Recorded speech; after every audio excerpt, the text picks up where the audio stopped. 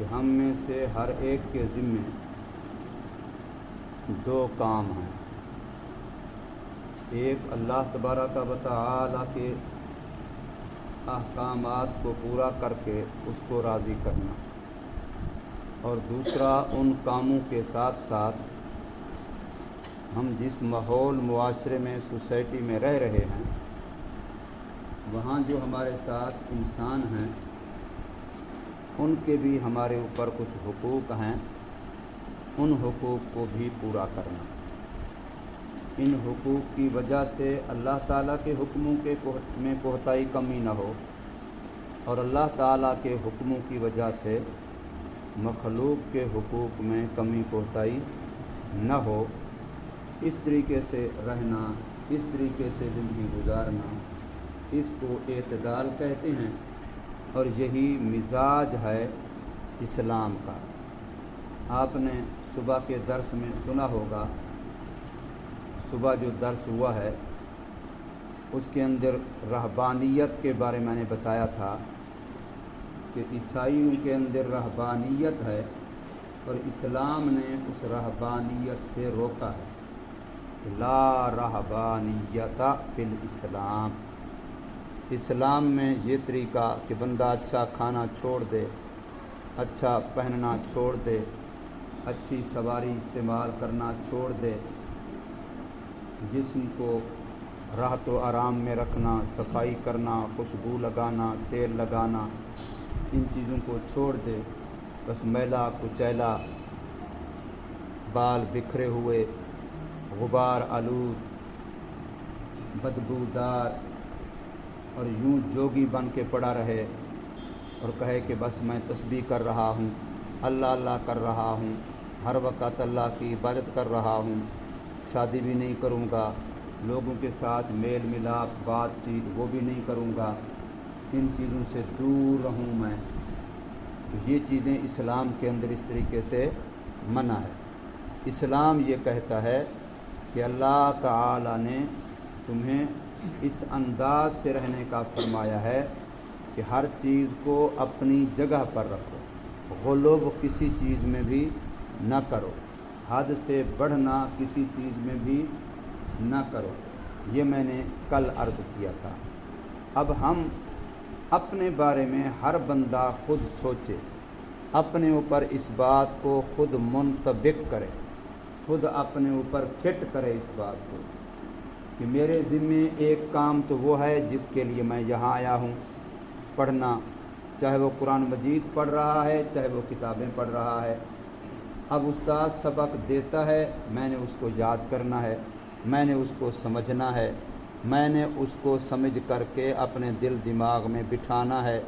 اور پھر استاد کو سنانا ہے، اور سنا کر کے میرا کام ختم نہیں ہو جائے گا، میں نے اس کو اپنے دل میں دماغ میں باقی رکھنا ہے۔ میں نے سال کے درمیان میں، سال کے آخر میں امتحان دینا ہے، اس وقت مجھے یہی پڑھا ہوا کام آئے۔ پھر یہ کہ اس سال کی پڑھائی کے بعد اگلے سال کی پڑھائی، یہ بنیاد ہوگی اگلے سال کی پڑھائی کے لیے، پھر اگلے سال کی پڑھائی بنیاد ہوگی اس سے اگلے سال کے لیے، پھر وہ بنیاد ہوگی اس سے اگلی سال کے لیے۔ جیسے اینٹوں کی پتھروں کی دیوار بنا رہے ہوتے ہیں تو ہر نیچے والا اوپر والے کے لیے کیا بنتا ہے؟ بنیاد بنتا چلا جاتا ہے۔ ہر اوپر والی اینٹ نیچے والی اینٹ پر کھڑی ہوتی ہے، اگر نیچے والی اینٹ کو نکال لو تو اوپر والی اینٹ کھڑی نہیں ہو سکتی۔ تو بالکل ایسے اگر ہم اس سال کی پڑھائی کو نکال لیں گے تو اگلے سال کی پڑھائی کھڑی نہیں ہو سکے گی، پھر اس سال کی پڑھائی کو نکالیں گے تو اس سے اگلے سال کی پڑھائی کھڑی نہیں ہو سکے گی۔ وہ تب ہوگی جب پہلے والی اینٹ مضبوط لگی ہو، پھر اوپر والی اور مضبوط بنے گی، پھر اوپر والی اور مضبوط بنے گی، پھر اوپر والی اور مضبوط بنے گی، یوں عمارت کی بنیاد کی مضبوطی بڑھتی چلی جائے گی۔ اور اگر ہمارا پہلا سال کمزور ہوا تو دوسرا سال کسی صورت میں بھی مضبوط نہیں ہوگا، پھر اگر دوسرا سال مضبوط نہ ہوا تو تیسرا سال کسی صورت میں مضبوط نہیں ہوگا۔ اس طریقے سے پھر اوپر کو کمزور ہوتے چلے جائیں گے، ہمیشہ پیچھے کو ہٹتے چلے جائیں گے، کمزوری کی طرف چلے جائیں گے۔ تو اس لیے ایک کام ہمارے ذمے یہ ہے کہ ہمیں ماں باپ نے بھیجا ہے، ہمیں استاذوں نے پڑھانے کے لیے یہاں لیا ہے، اب یہ ہماری ڈیوٹی ہے کہ ہم نے ماں باپ کے اعتماد کو بھی ٹھیس نہیں پہنچانا، اپنی جو جوانی صحت وقت اللہ نے دیا ہے اس کو ہمیں لگانے میں بھی مجرم نہیں بننا، اور استاذوں نے جو محنت کی ہے، مدرسے کے جو اندر سارا ایک سسٹم ہے، عمارت بھی خرچ ہو رہی ہے، پانی بھی خرچ ہو رہا ہے، بجلی بھی خرچ ہو رہی ہے، اور اسی طریقے سے یہاں بچھانے کے لیے کتنی چیزیں صفیں فلاں وہ بھی خرچ ہو رہی ہیں، کتابیں بھی ہیں، ٹپائیاں بھی ہیں، کتنا ایک پورا سسٹم ہے، کھانا بھی ہے، پینا بھی ہے، تو یہ سارا ایک سسٹم ہے، وہ سارا چل رہا ہے۔ اس کے اندر نچوڑ مقصود کیا ہے؟ تعلیم تربیت، تعلیم تربیت۔ اسی تعلیم تربیت کے لیے بجلی خرچ ہو رہی ہے، اسی تعلیم تربیت کے لیے پانی خرچ ہو رہا ہے، اسی تعلیم تربیت کے لیے کھانا ہو رہا ہے، پینا ہو رہا ہے، اسی تعلیم و تربیت کے لیے استاذ ہیں، اسی تعلیم و تربیت کے لیے طالب علم ہیں، اسی کے لیے صفے ہیں، اسی کے لیے عمارت ہے، یہ ہر چیز بلب ہے، پنکھا ہے، مقصد کیا ہے سب کا؟ تعلیم و تربیت۔ اگر تعلیم و تربیت کو نکال لیا جائے تو یہ ساری چیزیں بالکل ان کا کوئی مقصد نہیں رہے گا، یہ بیکار بن جائیں گے۔ یہ مقصد ہے۔ اب ایک ہمارے ذمے یہ کام ہے، اب ایک کام اس کے علاوہ، مثلا ہم نے سونا ہے، ہم نے کھانا ہے، اور اسی طریقے سے ہم نے کھیلنا ہے۔ اب یہ جو ہمارے کام ہیں، سونا، کھانا، کھیلنا، ان کو اور اس مقصودی کام کو جو تعلیم ہے، تربیت ہے، ان دونوں کو ہم نے ایک توازن میں لانا ہے کہ بھی کھیل اس مقصد کے لیے ہے کہ طبیعت کی سستی ختم ہو جائے، طبیعت کے اندر چستی آ جائے، نشاط آ جائے۔ کھیل اس لیے ہے تاکہ کھیل کی وجہ سے پہلے جو میرے طبیعت میں زیادہ پڑھنے سے، زیادہ محنت کرنے سے سستی آئی ہے، جسم ٹوٹ رہا ہے، پڑھنے کو جی نہیں چاہ رہا، تو تھوڑا سا میں چہل پہل کر لوں گا، اٹھک بیٹھا کر لوں گا، نقل و حرکت کر لوں گا، تو جسم کی ورزش ہو جائے گی، جسم تازہ ہو جائے گا، پھر میں اور نئے جذبے سے پڑھوں گا، نئی ہمت سے پڑھوں گا۔ اب یہ مقصد ہے۔ اور اگر میں کھیل میں اتنا لگ گیا، وہ جی کھیلنے کی وجہ سے اب جسم درد کر رہا ہے، وہ جی کھیلنے کی وجہ سے نیند پوری نہیں ہوئی، وہ جی کھیلنے کی وجہ سے میرا فلاں نہیں ہوا، لہذا اب پڑھائی کی چھٹی، اب پڑھائی اس سے نہیں ہو رہی کیونکہ کھیلنے میں زیادہ محنت کر لی ہے، تو پھر وہ توازن قائم نہیں رہا، پھر میں نے نقصان کیا، حد سے تجاوز کیا، میں نے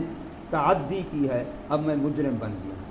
وہ جو اعتدال کی بات تھی ان کو میں نے اس کو چھوڑ دیا۔ اب یہ بات ہم میں سے ہر ایک نے اپنے اوپر خود فٹ کرنی ہے، چھوٹا ہو بڑا ہو، قرآن والا ہو کتابوں والا ہو، وہ اپنے بارے میں خود فیصلہ کرے کہ میں مدرسے میں رہ کر کے اپنی طبیعت کو، اپنے جسم کو، اپنی جان کو مجرم بنا رہا ہوں، کل قیامت میں مرنے کے بعد مجھے اس کی وجہ سے بھی جوتے پڑیں گے، یا یہ ہے کہ میں مجرم نہیں بنا رہا بلکہ نیکی کی طرف بڑھ رہا ہوں۔ اب اگر پڑھائی میں کمی کوتاہی کروں گا تب بھی مجرم بنوں گا، اور اگر کھیل کود میں جو فضول کام تھے ان میں اگر میں حد سے بڑھ جاؤں گا، ان میں اگر حد سے تجاوز کر جاؤں گا، انہی کو مقصود بنا لوں گا، انہی کی وجہ سے جسم کو تھکا دوں گا اور اس کی وجہ سے پڑھائی میں کمی آئے گی، تب بھی میں مجرم بن جاؤں گا۔ تو اب یہ چیزیں ہر بچے نے خود اپنی دیکھنی ہیں، خود اپنے منطبق کرنی ہے، خود اپنے اوپر فٹ کرنی ہے، خود اپنے آپ کو اس میں ڈھالنا ہے۔ استاذ کا کام تو بتانا ہے۔ ایک بندہ آ کر کے راستہ پوچھتا ہے کہ جی میں نے فلاں کے گھر جانا ہے، ذرا مجھے گلی بتا دو، راستہ بتا دو۔ اب راستہ بتانے والا بتائے گا، چل کے تو وہ جائے گا، یہ نہیں کہ چل کے یہ جائے گا جس سے راستہ پوچھا تو پھر وہ پہنچ جائے گا۔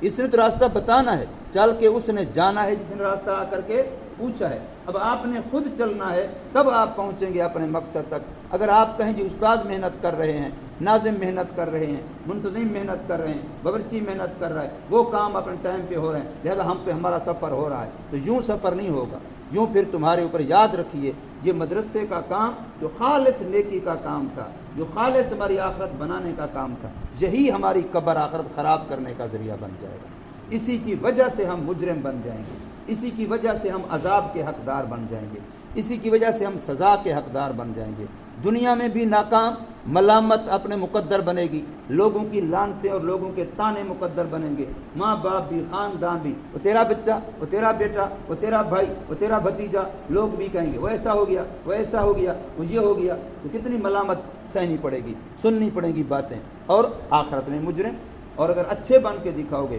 تو ہر طرف سے شاباش ملے گی۔ تو ہر بندے نے یہ چیز اپنے اوپر خود منطبق کرنی ہے۔ تم میں سے پاگل کوئی نہیں ہے جس کو سمجھ نہ آتی ہو، جو کر نہ سکتا ہو، ایسا کوئی بھی نہیں ہے۔ یہ الگ بات ہے کہ شیطان بن جائے یا شیطان کا شاگرد بن جائے، نہ کرے، الگ بات ہے۔ خود شیطان بن جائے، شیاط من الانس بھی ہوتے ہیں نا، انسانوں میں سے شیطان، خود شیطان بن جائے یا شیطان کا شاگرد بن جائے، شیطان کا چیلا بن جائے، شیطان کا ہم نواب بن جائے۔ لو جی آؤ، کبھی کتنا عرصہ ہو گیا میں تجھے تلاش کر رہا تھا، تیرے جیسا ساتھی تو مجھے چاہیے تھا، آ جاؤ جی، ویلکم۔ ہم تو جفیاں پہن لیتے ہیں آپس میں، بڑے بچھڑے دوست ملے ہیں تو شیطان کو اپنا ساتھی بنا لے، ٹھیک ہے، پھر مزے کرے، سمجھے؟ پھر جہاں شیطان جائے گا یہ بھی وہاں جائے گا، سمجھے؟ پھر شیطان بھی کہے گا میری پارٹی کا ایک ورکر، کارکن، ووٹر مجھے اور مل گیا ہے، سمجھے؟ تو اس لیے اپنے آپ کو خود سنبھالو، انسان بنو، سمجھدار بنو، بے وقوف بن کے اپنا نقصان خود نہ کرو۔ اللہ تبارک و تعالی ہمیں سمجھ دے، عمل کی توفیق۔